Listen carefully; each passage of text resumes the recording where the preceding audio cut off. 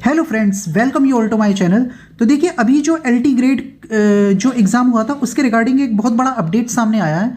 जो high court है उसने एलटी ग्रेड जो एग्ज़ाम हुए थे उसमें जो जो भी पद दिए गए थे, मतलब जो भी एडवर्टाइजमेंट में जितनी भी वैकेंसी को अनाउंस किया गया था उन सभी पदों का विवरण मांगा है।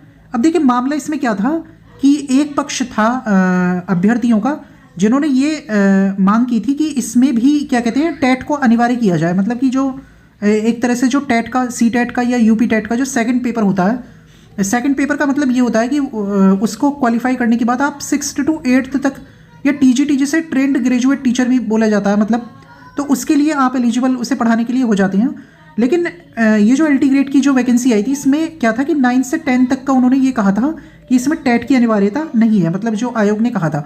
तो इसको लेकर एक पक्ष अदालत में गया कि उनकी ये मांग थी कि जब पुराने जो शिक्षक हैं उनको भी जो पढ़ा रहे हैं पुराने समय से, उनके लिए भी टेट को कंपलसरी किया जा रहा है, तो नई भर्तियों में टेट को क्यों कंपलसरी नहीं किया जा रहा। क्योंकि मामला ये भी है कि जो देखिए 9th से 10th तक तो जो होता है उसके लिए तो ये बोला जाता है कि अनिवार्य नहीं है, लेकिन बहुत सारे स्कूल्स ऐसे हैं कि जिसमें ये जो टीचर होंगे जो नियुक्त होकर जाएंगे, अब वो हो सकता है उनसे 6ठी से 8वीं तक के जो कक्षा है उनको भी पढ़वा लिया जाए। तो इसमें फिर हाई कोर्ट ने ये कहा है कि आप ब्यौरा दीजिए उन पदों का कि ये पद किन विद्यालयों के हैं।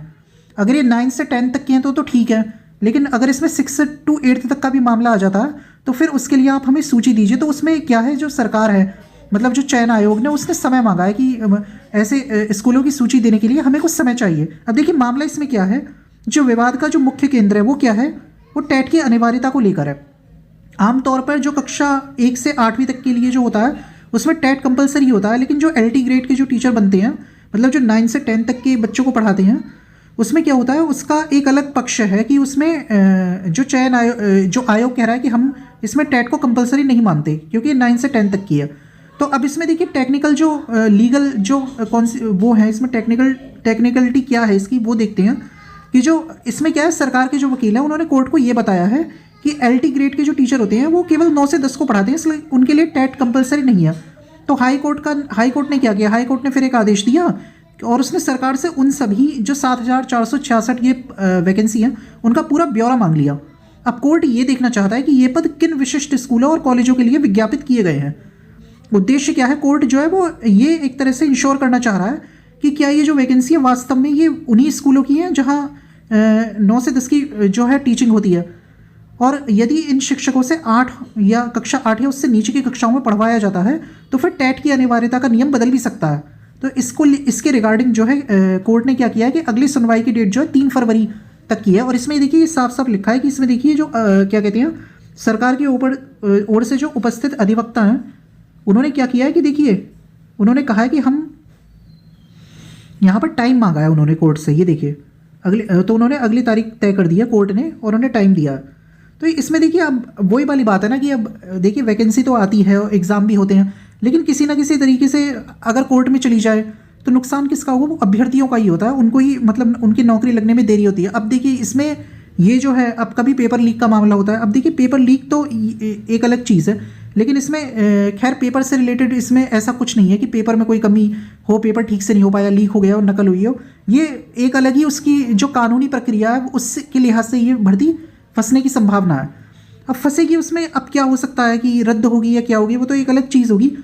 कोर्ट ये देखेगा भाई कितने स्कूल हैं, उन सब का ब्यौरा मांगेगा। तो कोर्ट ने कहा भी है कि भर्ती प्रक्रिया जारी रह सकती है, लेकिन जो अंतिम चयन है वो कोर्ट के फैसले के अधीन होगा। इसका मतलब है कि सरकार परीक्षा करवा सकती है, लेकिन परिणाम घोषित करने या नियुक्ति देने पर तब तक रोक रह सकती है जब तक टेट विवाद सुलझ ना जाए। इससे उन अभ्यर्थियों के लिए रिस्क हो सकता है, जोखिम बना होता है, जो बिना टेट की परीक्षा दे रहे हैं, क्योंककि अगर कोर्ट ने टेट अनिवार्य कर दिया तो वो तो चयन से बाहर हो जाएंगे।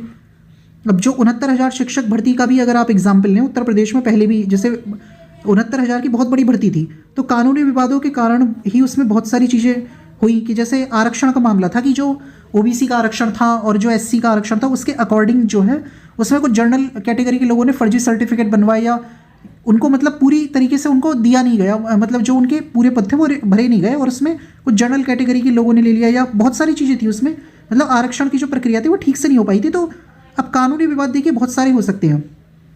अब मेरिट लिस्ट को दोबारा 69,000 में क्या किया गया था कि उसको रद्द करके दोबारा बनाने का आदेश कोर्ट ने दिया था। तो अब देखिए उसमें भी हुआ था, लेकिन अभी तक सरकार ने इस पर कोई वो नहीं किया। तो जो टीचर पढ़ा रहे हैं वो अभी उसमें पढ़ा ही रहे हैं अभी उस भर्ती को, हालांकि उसमें मेरिट सूची को रद्द कर दिया है कोर्ट ने 69,000 वाली में भी। अब देखते हैं उस पर क्या निष्कर्ष निकलेगा।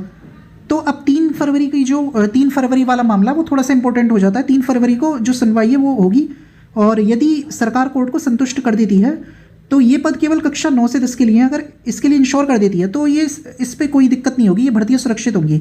लेकिन अगर कोर्ट पदों की प्रकृति को देखते हुए टेट अनिवार्य मानता है तो विज्ञापन में संशोधन या नया विज्ञापन जारी होने की स्थिति बन सकती है, जिससे परीक्षा काफ़ी समय के लिए टल सकती है। तो ये देखिए अब वही वाली बात हो गई ना इसमें। अब आप जानते हैं कि ये जो पेपर हुए थे आपके, ये यूपी ट्रिपल एस सी के द्वारा, यूपी पीसीएस द्वारा निकाले गए थे एलटी ग्रेड के लिए। यूपी पीएससी उत्तर प्रदेश लोक सेवा आयोग ने निकाले थे। ये देखिए जो अब जो नई वैकेंसी टीजीटी पीजीटी की आई है उनके लिए शिक्षा सेवा चयन आयोग बनाए, लेकिन एलटी ग्रेड की अलग से निकाली थी, और उसमें जीआईसी लेक्चरर की भी भर्ती थी। तो देखिए अब एक टेक्निकलिटी और इसमें और थी, सब्जेक्ट कॉम्बिनेशन का भी काफ़ी पंगा था कि जो कंप्यूटर साइंस से बीटेक थे उनको तो बीएड भी ये कह दिया था कि आप बीएड ना भी हो तब भी आप पढ़ा लीजिए। तो बहुत सारी चीज़ें हैं। अब देखिए ये जो पेपर हुए हैं आपको पता है कि ये पेपर हो रहे थे, मतलब इनका जो शेड्यूल था दिसंबर से ये हो रहे हैं लगातार। ये जैसे गणित और हिंदी का पेपर 6 दिसंबर को था, फिर 7 दिसंबर को विज्ञान का और संस्कृत का था। अब देखिए अभी 23 जनवरी को ये अपडेट आई है, और कल इसका आर्ट का और एग्रीकल्चर का, हॉर्टिकल्चर का पेपर है। तो अभी एग्ज़ाम चल भी रहे हैं, अभी पूरे एग्ज़ाम इसके एलटी ग्रेड के हुए भी नहीं है। और आज जो है 23 जनवरी 2026 हो चुकी है, और ज़्यादातर पेपर वैसे हो चुके हैं एलटी ग्रेड के। 24 और 25 को अंतिम परीक्षाएं होंगी। तो अब देखते हैं कि इसमें कोर्ट क्या करता है। अगर देखिए अब एक पक्ष तो कहता है कि टेट हो, अब देखिए ये चीज़ें लगी रहती हैं हर भर्ती में। बीएड बीटीसी का मामला, उसकी वजह से भी काफ़ी लंबा विवाद चला। अब देखिए बीएड को उसमें अगर ले लिया जाता है, क्या कहते हैं, प्राइमरी टीचिंग में, वैसे उसके एनसीटीज़ ने नई गाइडलाइन जारी की है तो हो सकता है ले भी लिया जाए। तो ये जो विवाद चलते रहते हैं, ये इनके उसमें नुकसान हमेशा देखिए जो तैयारी करने वाले स्टूडेंट होते हैं उनका होता है। अब देखिए इन पेपरों को जिसने बड़ी मेहनत से दिया होगा या तैयारी की होगी, अगर ये पेपर दोबारा हो या कैंसिल हो तो फिर बहुत उनके लिए परेशानी का सबब बन सकता है। तो फंसेंगे इसमें कौन। देखिए जो भी होगा फैसला, अब टेट के जो टेट चाहते हैं उनके लिए हो या जो ना चाहते हैं उनके लिए हो, इसमें देरी अगर होती है तो इसमें नुकसान अभ्यर्थियों का ही होगा। तो आगे इसमें और कौन सी अपडेट होती है 3 फरवरी को, क्या इसका जो है निकलता है उसको भी देखेंगे। तो अब देखते हैं आगे इसमें क्या अलग से सूचना आती है और क्या अपडेट आती है, वो हम आपको लगातार रूबरू कराते रहेंगे। तो थैंक यू, मिलते हैं आपसे अगले वीडियो में।